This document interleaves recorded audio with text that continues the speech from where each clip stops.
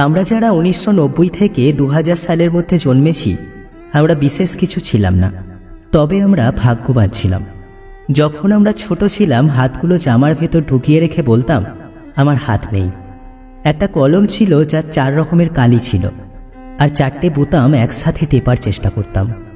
আমাদের সময় 1 হাত সমান কলম পাওয়া গেলেও আমরা আবার কলম কেটে অনেক ছোট কলমের আবিষ্কার করতাম। দরজার পিছনে লুকিয়ে থাকতাম কেউ এলে চমকে দেব বলে। সে আসতে দেরি করছে বলে অধৈর্য হয়ে বেরিয়ে আসতাম। রাতে হাঁটার সময় ভাবতাম আমি যেখানে যাচ্ছি চাঁদটাও আমার সাথে যাচ্ছে।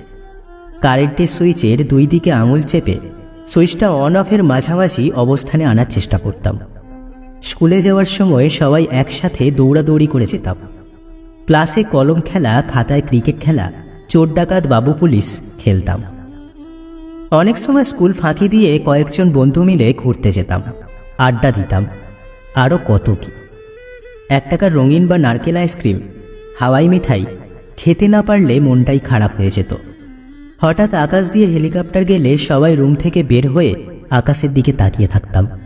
স্কুল ছুটি হলে দৌড়ে বাড়ি আসতাম। মিনা কার্টুন দেখব, সিসিমপুর দেখব।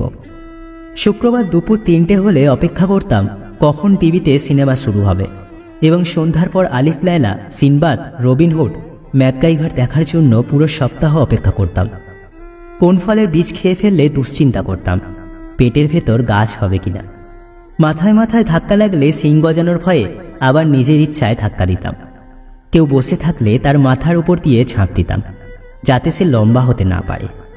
বিকেলে কিতকিত, কানামাছি, গোল্লাছু, একে ঋতু না খেললে বিকেলটাই যেন মাটি হয়ে যেত। ফাইনাল পরীক্ষা শেষ হলে তো সকালে পড়া নেই, এত মজা লাগতো যা বলার বাইরে।